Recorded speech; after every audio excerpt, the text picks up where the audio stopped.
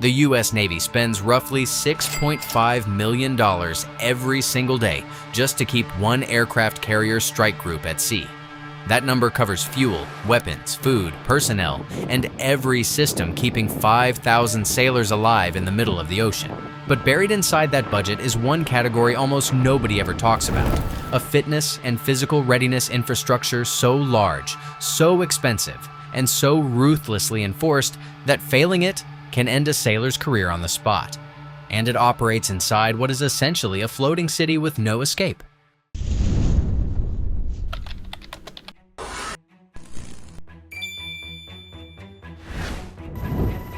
An American aircraft carrier is not a ship, that word is too small. A Nimitz-class carrier, like the USS Harry S. Truman, stretches 1,092 feet from bow to stern, stands as tall as a 24-story building, and carries somewhere between 5,000 and 6,250 personnel at any given time. The Gerald R. Ford class, the Navy's newest and most advanced, cost $13.3 billion to build and carries a crew that approaches 5,000. These vessels are designed to project military power across the globe and remain at sea for months without stopping. They produce 400,000 gallons of fresh water daily and serve 15,000 meals every single day. Everything a city needs, they carry with them, including, it turns out, one of the most intense fitness programs ever built into a military vessel, one that the Navy has spent decades refining, funding, and enforcing. The question is not whether it exists. The question is why the Navy has made physical fitness this expensive, this elaborate, and this consequential for every sailor aboard. What's actually on board? Here is what most people picture when they hear the phrase ship gym: a couple of treadmills, some rusty dumbbells, and maybe a pull-up bar welded to a bulkhead. That is not what exists on an American aircraft carrier. The USS Harry S. Truman alone carries 7 dedicated gym facilities across the ship, with cardio equipment placed in every available space in between. The USS Abraham Lincoln operates 9 separate gyms, each supplied and managed by the ship's Morale, Welfare, and Recreation Department, known throughout the fleet as MWR. The USS Gerald R. Ford, the Navy's newest supercarrier, maintains 5 full gym facilities in different locations across the vessel, each running daily fitness classes.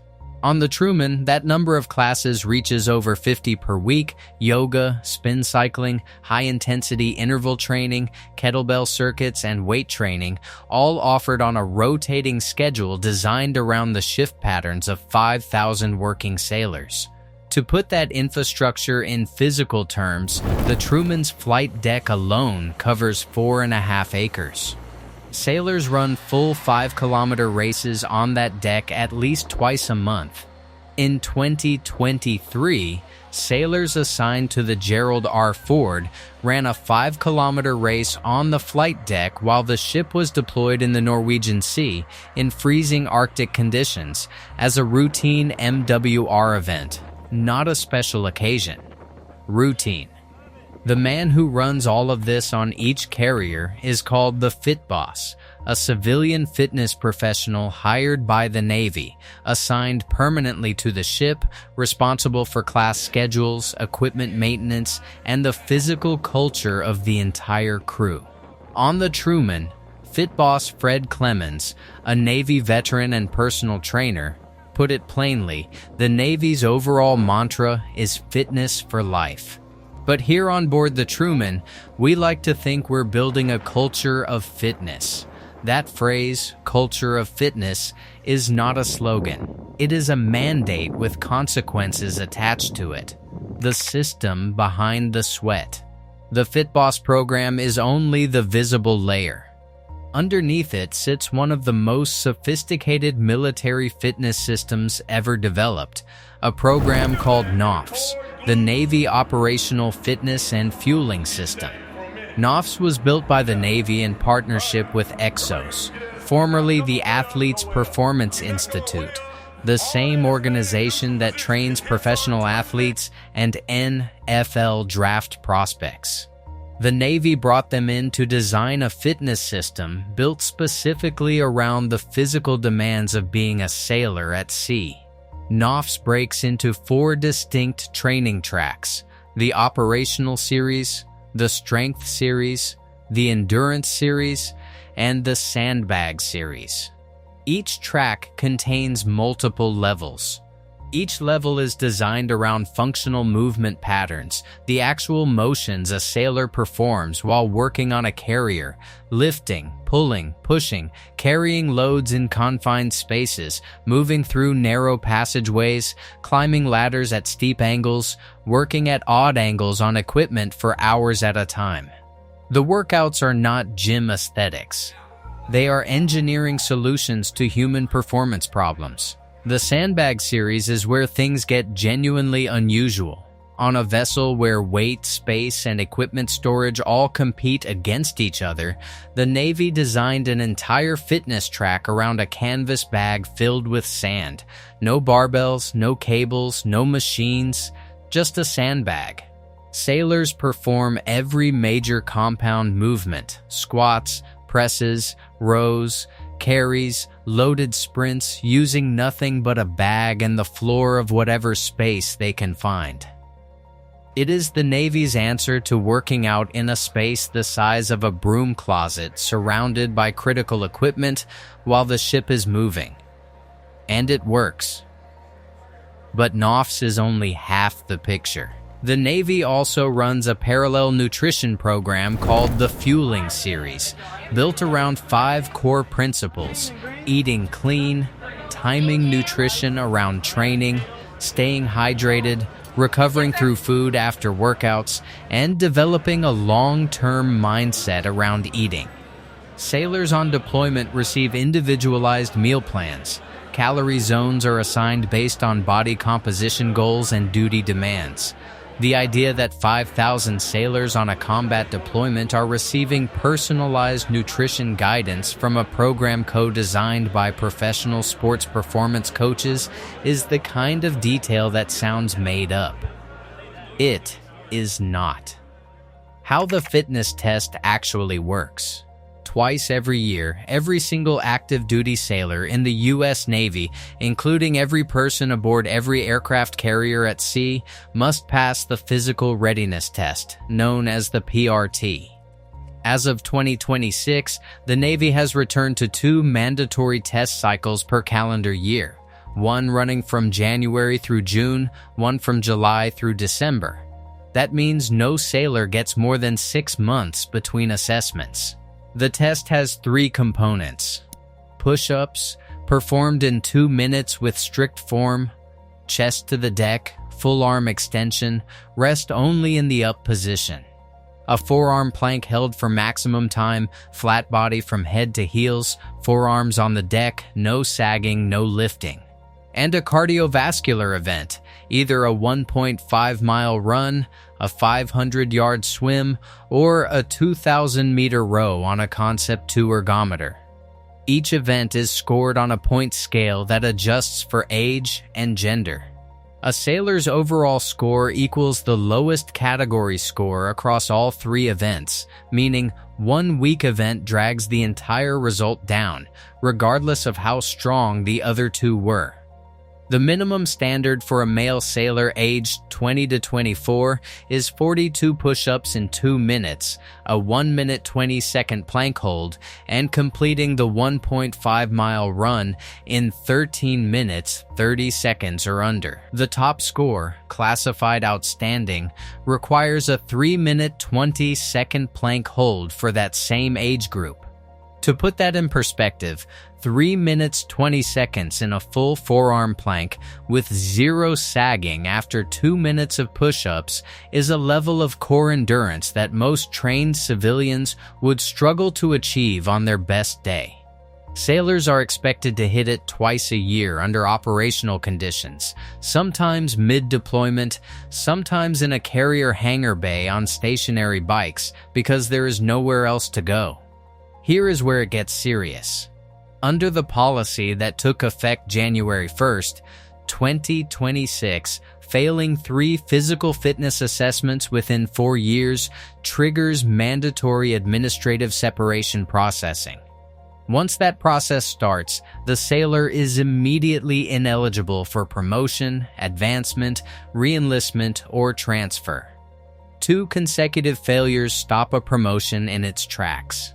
Officers who fail 2 in a row face a separation recommendation that goes to the Secretary of the Navy personally. This is not a warning system. This is a career termination mechanism dressed in fitness language. The Navy built a floating gym with 50 weekly classes, a NOFFS nutrition program, 9 separate facilities, a professional fit boss, and 5-kilometer flight deck races, and then attached legal separation consequences to the outcome. If you find this kind of deep operational detail as compelling as it is, a quick like takes 2 seconds and it helps more people find it. Consequence and payoff. Why it all exists. The annual cost of operating and maintaining a single Nimitz-class carrier strike group runs approximately $726 million per year. A carrier strike group typically costs roughly $6.5 million every day it is at sea. Personnel costs, fuel, logistics, weapons maintenance, everything. A single sailor who cannot perform their job because of a physical limitation, a stress injury, or a medical event caused by poor fitness represents a cascading operational problem on a vessel with no emergency substitutions available. There is no bench. There is no calling in a replacement. When a sailor cannot function physically, the 5,000 other people around them absorb the gap. That is the logic driving the entire system. The gyms, the Fit Boss, NOFFS, the nutrition program, the 50 weekly classes, the flight deck 5-kilometer races, none of it is wellness programming in the civilian sense. It is operational insurance. The Navy calculated that investing in an elaborate professional-grade fitness infrastructure produces fewer medical evacuations, fewer operational failures, better performance under sustained stress, and ultimately a more reliable fighting force at sea. The MWR Deployed Forces Support Program, the department that funds, staffs, and supplies all of this, serves more than 180,000 sailors and Marines across the fleet. The Fit Boss and Fun Boss program positions are full civilian government jobs with medical insurance, 401k retirement plans, dental coverage, and relocation bonuses. These are not afterthoughts. They are funded positions built into the architecture of the ship. Across 11 active carriers and their support structures, the combined investment in shipboard fitness, equipment procurement, MWR staffing, NOFFS development and distribution, Fit Boss salaries, class programming, and the logistical overhead of keeping it all running at sea adds up to a figure the Navy has never summarized in a single public budget line. But the components are all documented. And the scale is genuinely hard to argue with. 9 gyms on one ship, 50 fitness classes per week on another, a fitness program designed by the same institute that prepares professional athletes, a twice-yearly test with legal separation consequences, all of it operating inside a vessel that also happens to carry 90 fighter jets, 2 nuclear reactors, and the military power to project force anywhere on Earth. Closing. There is something almost paradoxical about the whole picture. The most expensive, most dangerous, most powerful warship ever built by any nation in history has, built into its structure, a system of yoga classes, sandbag circuits, and personalized nutrition plans. Not because the Navy became soft, because the Navy did the math and discovered that a human being who can hold a plank for 3 minutes and run a mile and a half in under 12 minutes can do things in a crisis that a human being who cannot simply cannot. The ship is a machine, but the machine only works if the people inside it work too. The question worth sitting with is this: Given how much the Navy invests to keep sailors physically capable at sea, is the fitness culture on an aircraft carrier more demanding, more structured, and more serious than what most people would voluntarily follow on land? And does that gap say something uncomfortable about how most of us treat our own readiness?